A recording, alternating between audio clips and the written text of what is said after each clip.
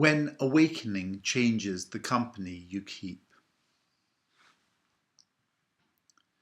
When the world grows quieter, the self grows truer, and the circle around you becomes a mirror of what you have shed. On losing the world that you knew, you find the one within and learn to love from a place that asks for nothing. A strange wonder unfolds when you begin to awaken, not the gentle stirring from sleep, though rest can soften the veil, but a deeper rising, a form of seeing through of the grand disguise, a remembering that you are not a wanderer lost in the vastness, but a vital note in the symphony of it all.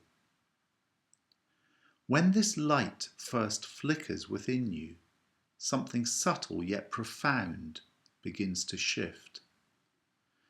The circle of friends and colleagues that once surrounded you starts to narrow, not from bitterness nor from retreat, but because your pulse has found a new rhythm. You start to hum on a frequency few can hear. Where others catch only the hiss of static, you are moved by hidden music. Where they follow the melody, you listen to the silence that holds it together. Between the notes, a hush unfolds. A breath that holds the weight of sound and all that sound cannot say. It is not silence, but a waiting. A soft hinge on which the world turns, the echo of what was, the promise of what will be. Each tone leans toward the next, but never rushes. Their meeting place is a moment too sacred for noise. Here, time loosens its grip. Here, feeling listens to itself, and in that stillness, neither sound nor absence, the heart discovers its own rhythm, its own ma. Sometimes a friendship ends not with betrayal, but with a quiet misalignment of values, a tremor in the unseen architecture of the heart. One person acts in a way the other cannot accept, not because they were harmed, but because the act itself dissonates with their private compass. The fracture is moral, not personal, and yet it cuts just as deeply. We often imagine forgiveness as something we grant to another, but perhaps the more difficult forgiveness is the one we grant ourselves, the forgiveness that allows us to live alongside imperfection without needing to correct it, contain it, or push it away. When we cannot bear what someone has done, even though it has not touched us directly, what we are often wrestling with is our own image of rightness, our own fear of contamination by contradiction. To forgive another in such moments is really to forgive the discomfort of complexity in allowing the world to be larger than our own sense of purity.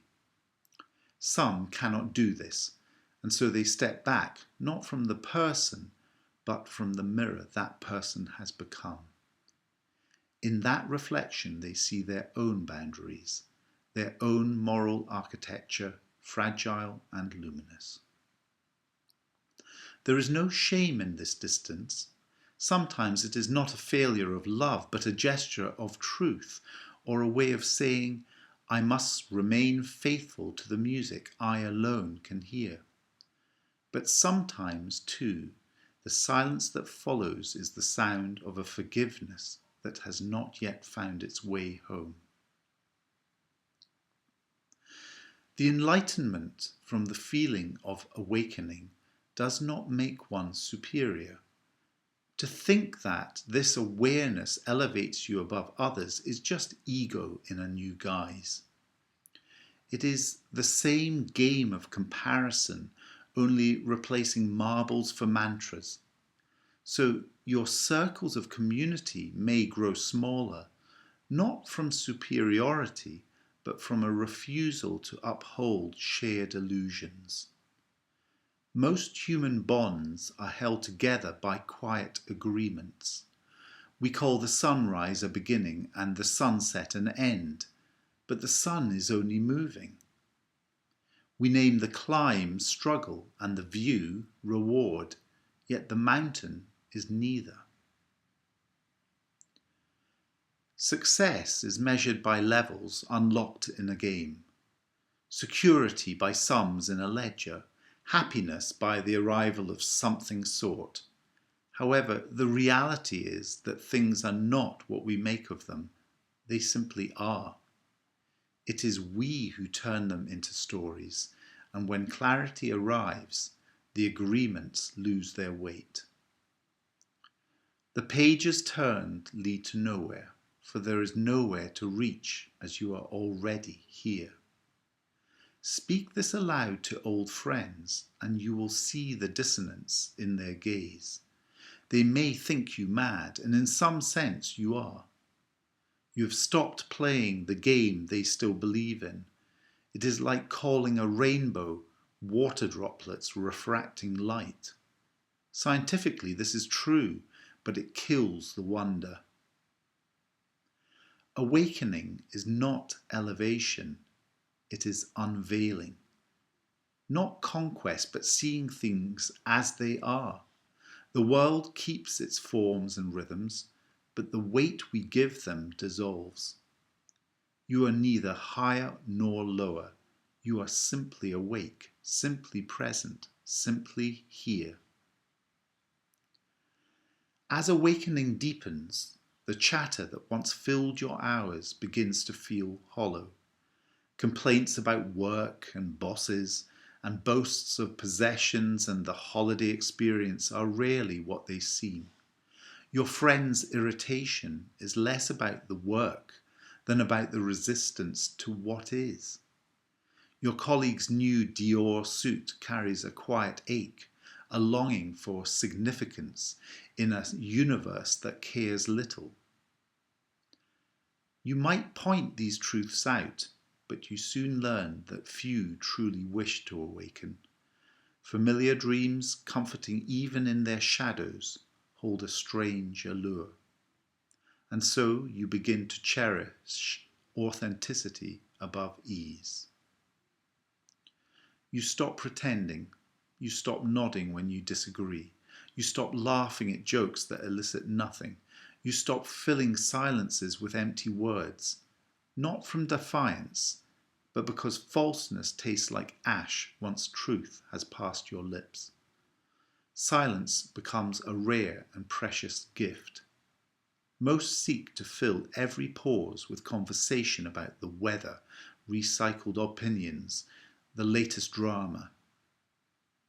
Yet connection lives in the spaces between words. In silence, one consciousness meets that of another consciousness without distraction, and the awakened discover that sitting in stillness can be more intimate than any conversation. For many, such quiet is unbearable. They clutch noise like armour against the vast mystery of simply being. Old friends still chase goals, promotions, possessions, recognition, believing happiness waits at the journey's end. You have seen differently. Happiness is not a destination, as it is the road itself. Ambitions and projects may still matter, yet they are no longer salvation. Life ceases to be a race. It becomes the symphony unfolding now. Awakening brings its own subtle death.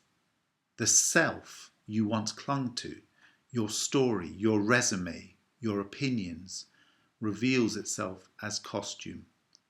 Character is something practiced and performed, not inherent. Friends remain invested in their roles, inflated by praise, wounded by slight. You can watch and even enjoy the play, but no longer mistake it for truth.